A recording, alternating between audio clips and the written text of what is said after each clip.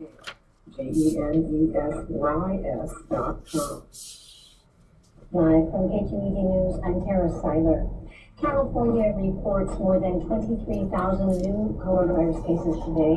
The state's top health official, Dr. Mark Galley, says transmission is now so widespread that every non-essential activity carries a serious risk.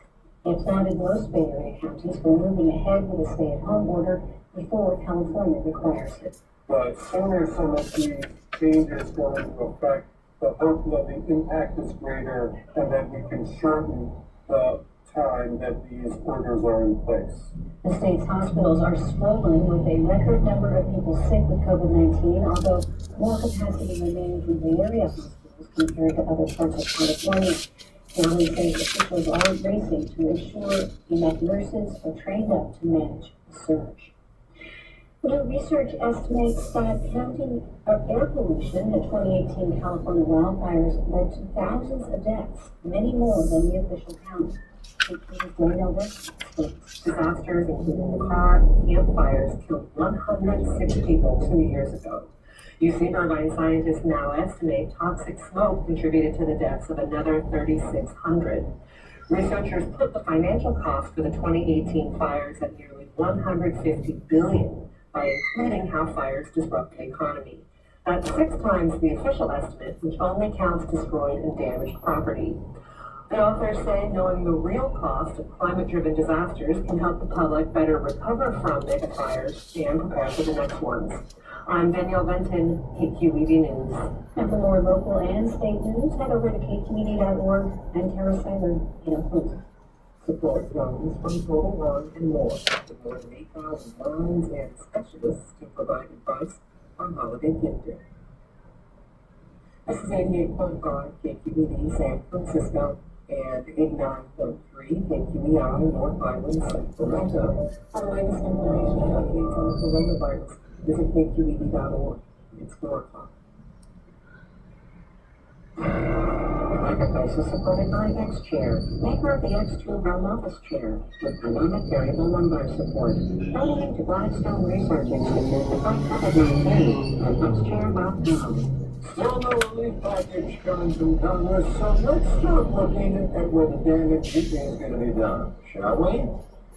From American Public Media, this is Marketplace.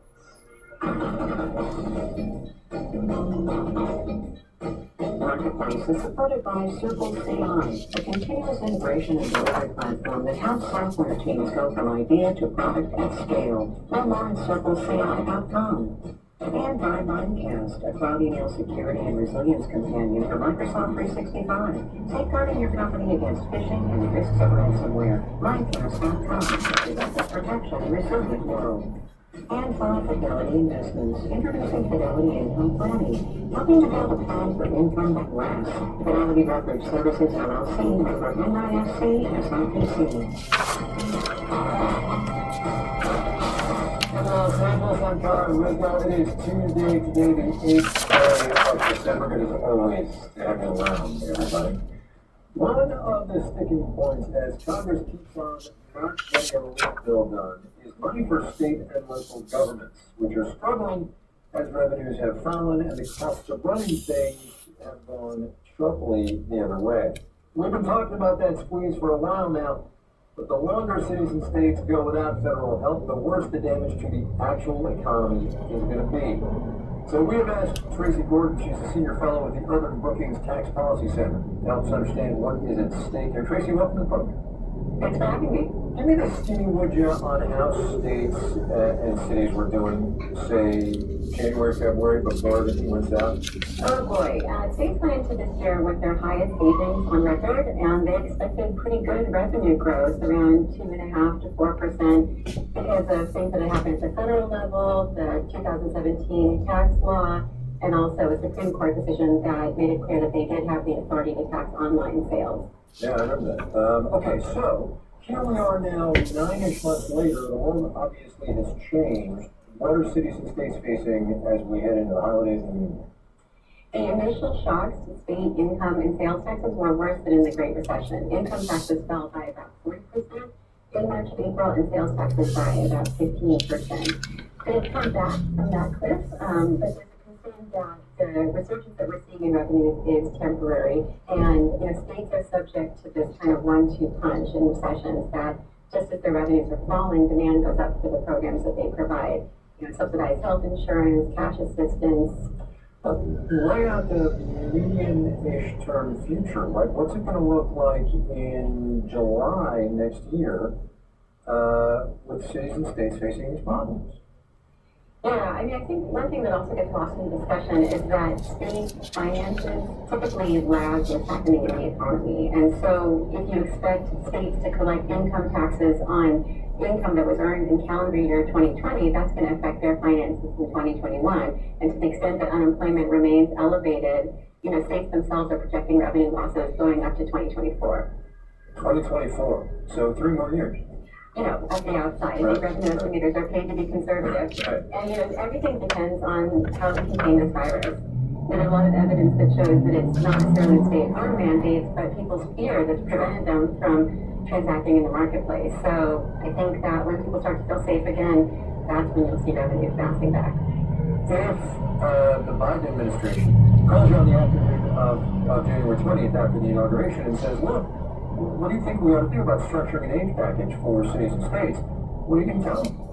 I wrote a blog about this where I said it should be fast, flexible, and formula-driven, and I still think that's the case. So I would be in favor of tying it to economic conditions like unemployment.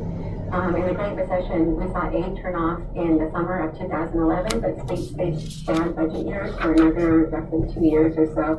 And as a result, state and local governments employ more workers than any other sector, more than retail, more than manufacturing, more than healthcare. So when they cut jobs, that affects the larger economy. And what we saw in the Great Recession is that for almost every quarter between 2009 and 2014, they were a drag on the overall economy. So we don't want that to happen again.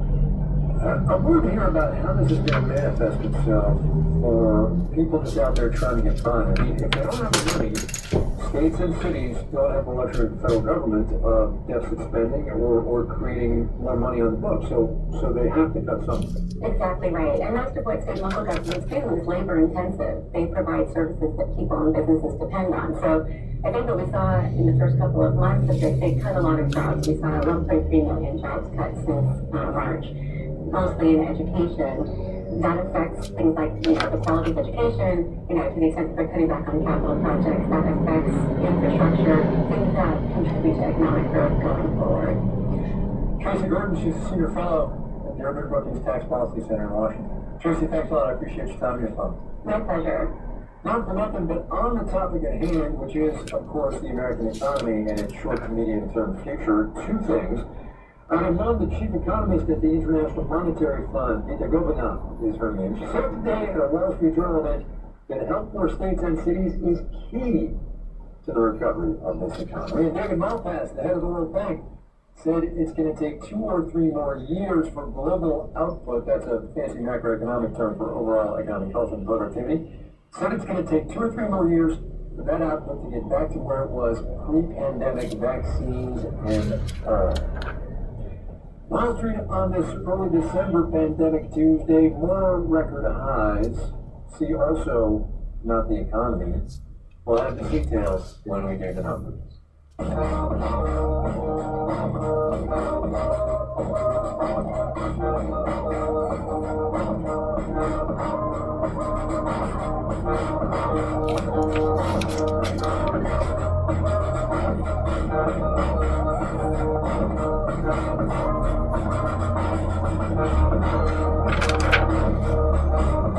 Lots of attention to supply chains late, most specifically having to do with the vaccines, of course, but a story now about how supply chains, no matter the industry, are everywhere. Ford is coming back, a classically rugged SUV from when before the phrase SUV was even a thing. Really, but deliveries set for next spring are being delayed, and the key supplier is late due, yes, to the pandemic. Marketplace.com. Authorities think it blames a single supplier for the delay in Bronco production one based in Europe. And like a puzzle, one missing piece ruins everything. John McCain is president of Auto Forecast Solutions, a day ago. Your understanding is that it's related to the tops. So like the removable top of the Bronco SUV, it takes special machinery known as tooling. And the claim says that hardware and the people to run it and test it are in short supply. Logistically, the manufacturer of the tooling combined with actually making the part to make sure everything's properly tested, getting the part from point A to point B, it's that entire piece. The delay means Ford has pushed back Bronco deliveries from next spring to next summer. The auto trader, analyst Michelle Krebs, says the whole industry is nursing this supply chain headache. Especially out of Mexico, but also out of China and Europe and even here in the US. So we have seen products delayed. For instance, the Chevrolet Corvette plant has had to stop production a couple of times. A lot of factors are in play here. Disease outbreaks at key spots, government lockdowns of factories, and